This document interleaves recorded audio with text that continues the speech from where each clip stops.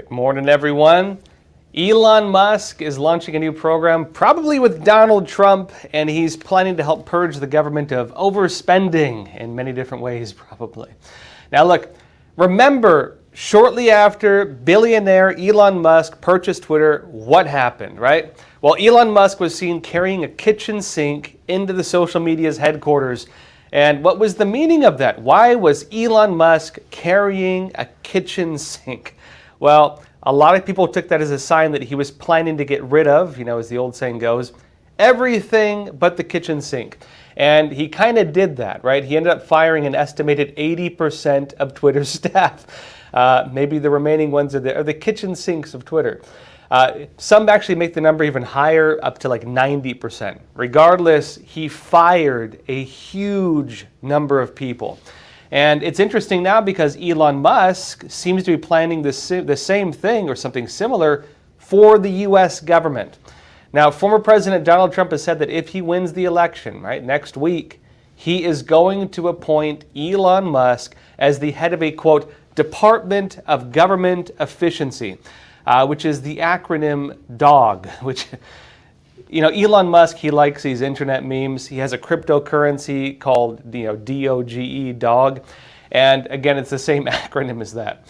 Now, look, Elon Musk, he recently discussed his plans to cut government spending during a campaign event, for Trump in New York on Saturday. This is what he said when he was asked how much of the current administration's, $6.5 trillion budget could be trimmed. Watch this. Well, I think we can do at least $2 trillion. Yeah! Yes. $2 trillion. I mean, at the end of the day, you're being taxed. You're being taxed. All government spending is taxation. So whether it's direct taxation or all government spending, it either becomes inflation or it's direct taxation. Your money is being wasted, and the Department of Government Efficiency is going to fix that.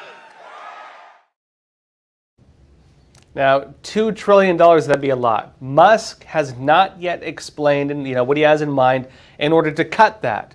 Some believe it may include, though, removing government employees from their positions, firing them, much like he did to Twitter.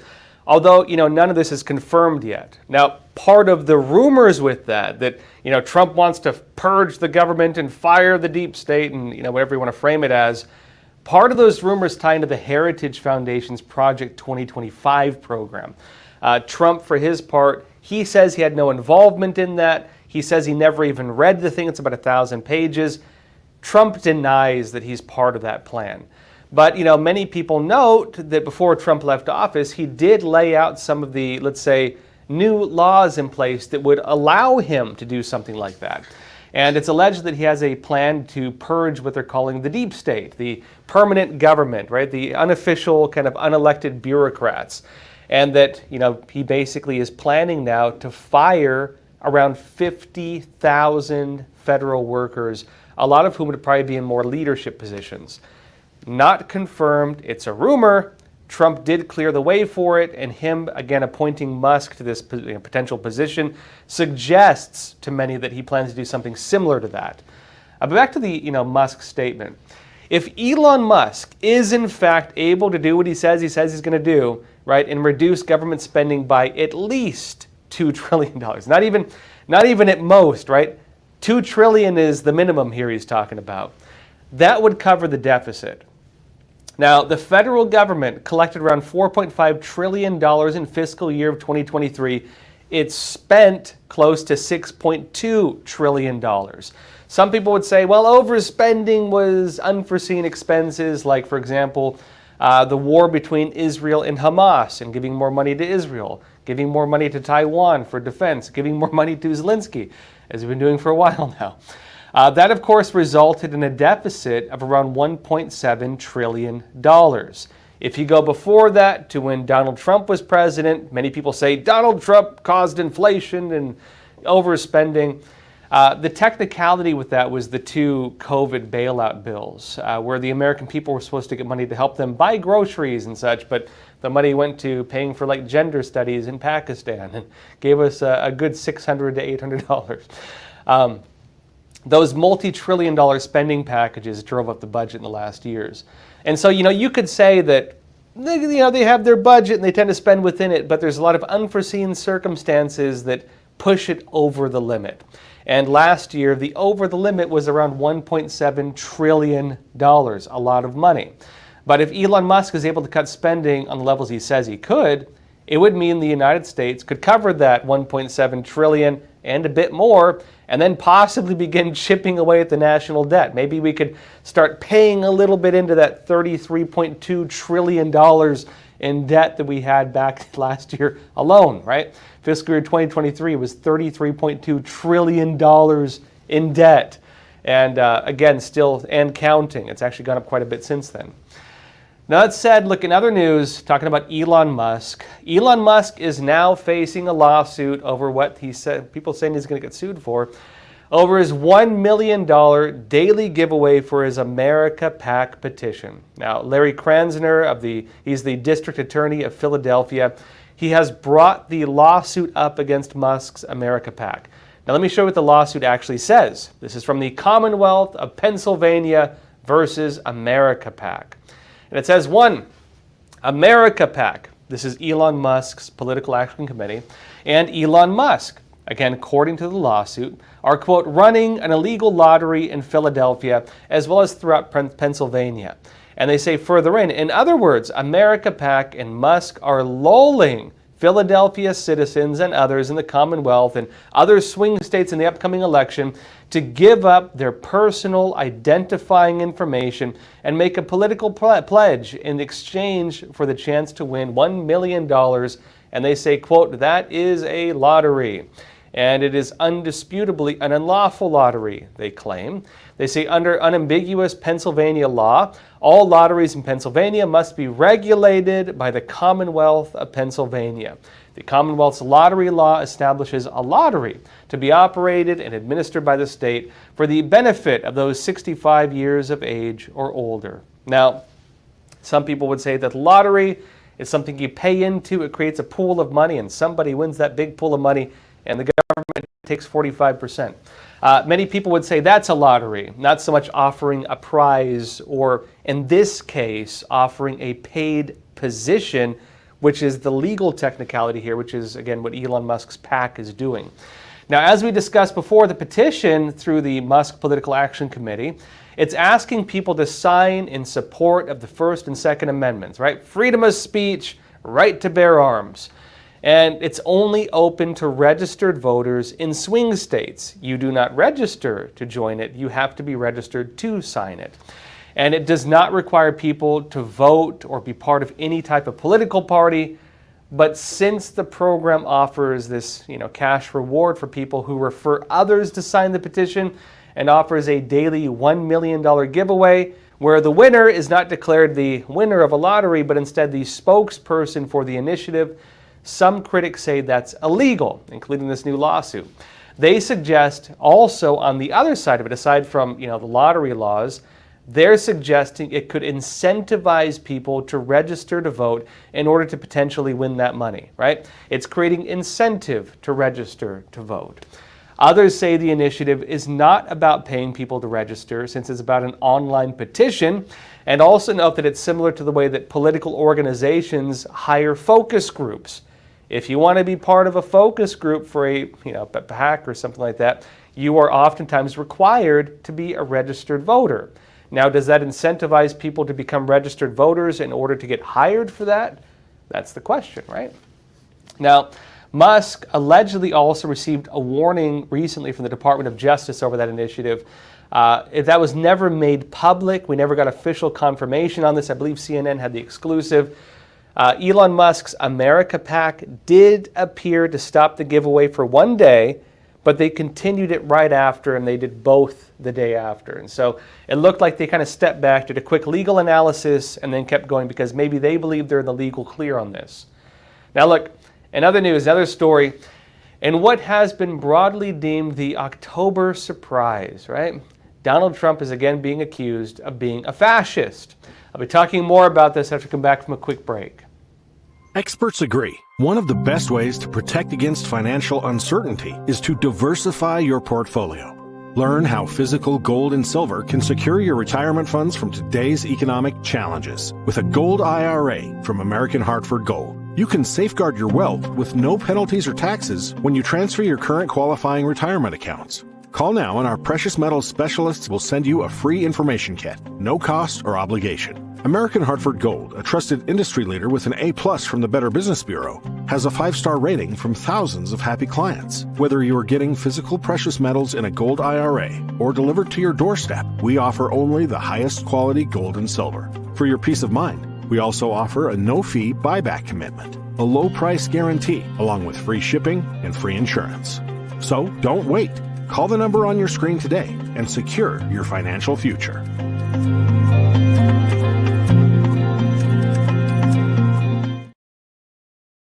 Welcome back. Now, in what is being deemed the October surprise, Donald J. Trump has a new label against him. They're saying that Donald Trump is a fascist.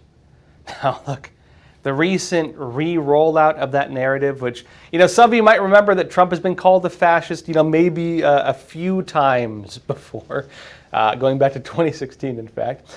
The re-rollout of that narrative started with articles citing Trump and, claiming that Hitler did some good things. That's the claim. Only one person heard that claim. That's the issue, right? The story came from former White House Chief of Staff John Kelly, who Trump has historical conflicts with, right? They don't necessarily get along with each other, and they've criticized each other quite a bit before. Now, others who claim that they were around Trump in the same times that Kelly was, they say they never heard Trump make such statements. Donald Trump also denies making these statements. But Kelly's allegations, and again, he says he heard it, right? These allegations have been broadly reported. Most of the major media have, repeated it and plastered it everywhere. And Vice President Kamala Harris held a press event through her official position as the Vice President of the United States, where she brought this up and she criticized Trump over the allegations.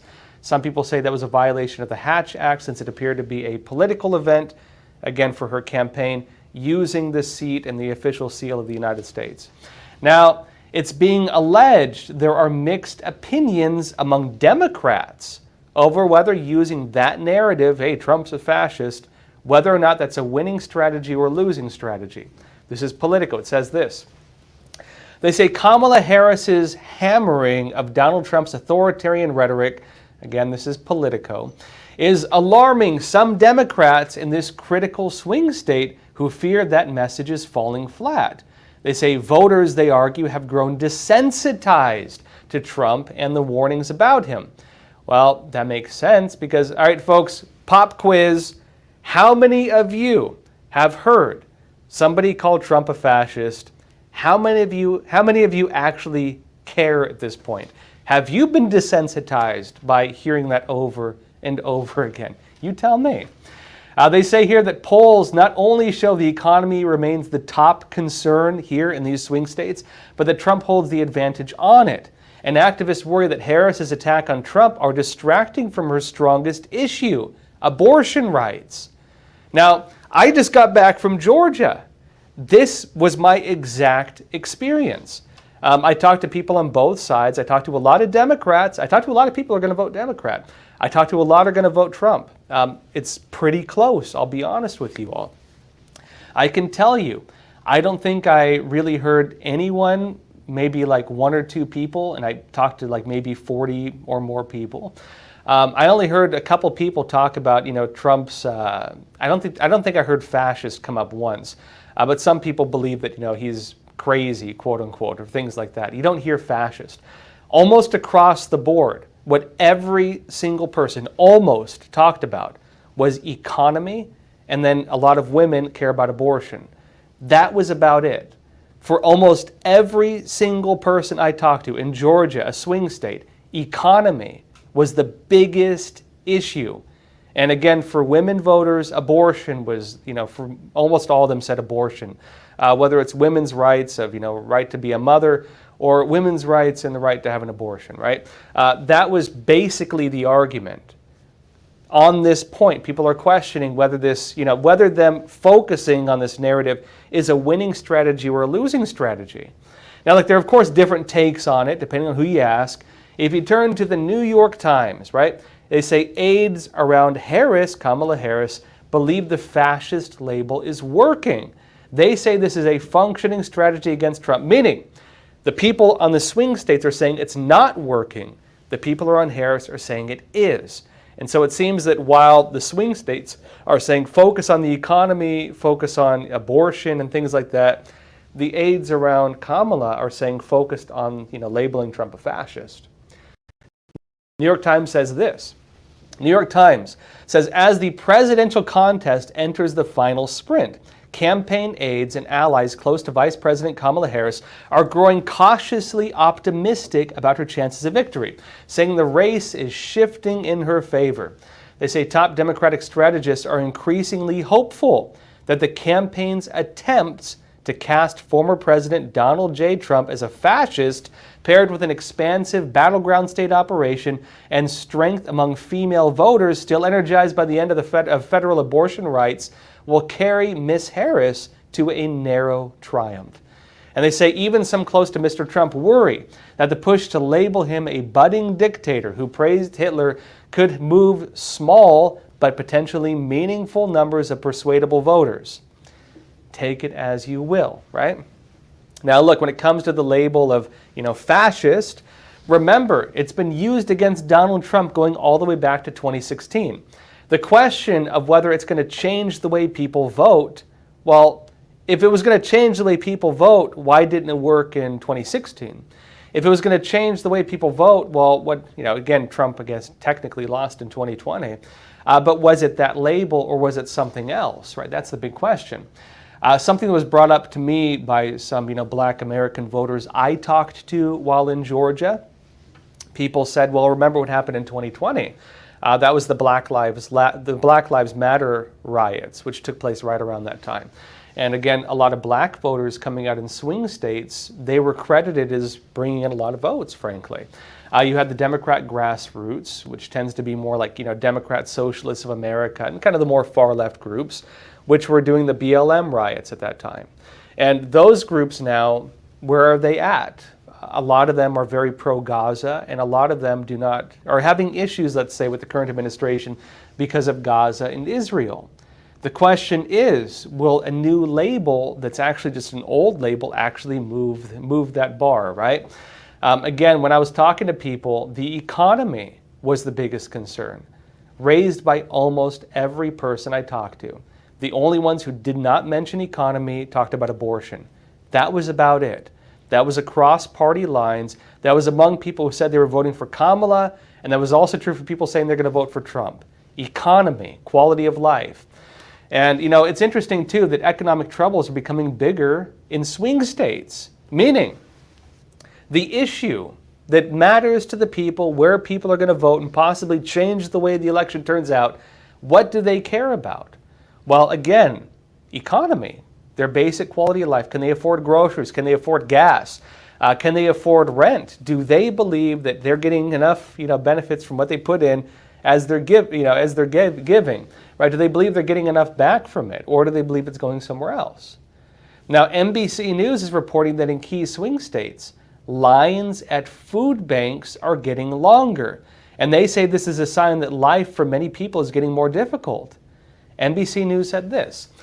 They say across the rural communities and industrial towns of western Michigan, semi-trucks hauling thousands of pounds of food are pulling up to church parking lots and community centers where growing lines of people are waiting for a few boxes of free groceries. One truck can carry enough food for up to 600 households, but some days even that isn't enough to meet the demand. Imagine daily more than 600 households needing food. They note this has gone up by 18% over the past 12 months, 1 year, said Ken Estelle, president of Feeding America West Michigan. He said, quote, "We have never seen this level of need in the 43 years we have been serving this community. It is significantly higher than during COVID and has pressed us beyond our capacity," said Estelle. Adding, quote, "We've just seen this drumbeat increase every month of more people and more people." And they note that from rural Michigan to mid-sized towns in Pennsylvania and affluent suburbs in Wisconsin, swing states, They say food banks are reporting record levels of need that have been steadily increasing over the past several years. What has happened over the past several years, right? And they say despite rising wages and low unemployment rates, read into the actual numbers, where are the jobs going? It's government jobs and a lot of illegal immigrant jobs, right? But hey, unemployment is down because they imported 11 million people that need jobs, right? They say that many households continue to struggle with escalating costs that have depleted their savings and increased credit card debt. We have record credit card debt right now. And they said this is leaving little money left over at the end of the month to put food on the table, food bank directors said. Folks, again, economic troubles, economic situation, can't afford groceries. This was the biggest issue that I personally heard from almost every single person I talked to across party lines. Almost everybody raised the issues with the economy. That is in Georgia. That is in a swing state. Based on, again, I talked to more than 40 people, well over that. Based on the people I talked to, this is the biggest concern. That is what matters to them most. Again, that and a lot of women cared about abortion. That was it. Many people also told me when it comes to political labels and other conflicts, right? Because I included this question. When I was talking to people, I said, well, for you, what is the state of the country? What are your thoughts about the state of the country? You know what I did not hear? I did not hear, well, we're worried about the threat of fascism. I did not hear that, I don't think even once.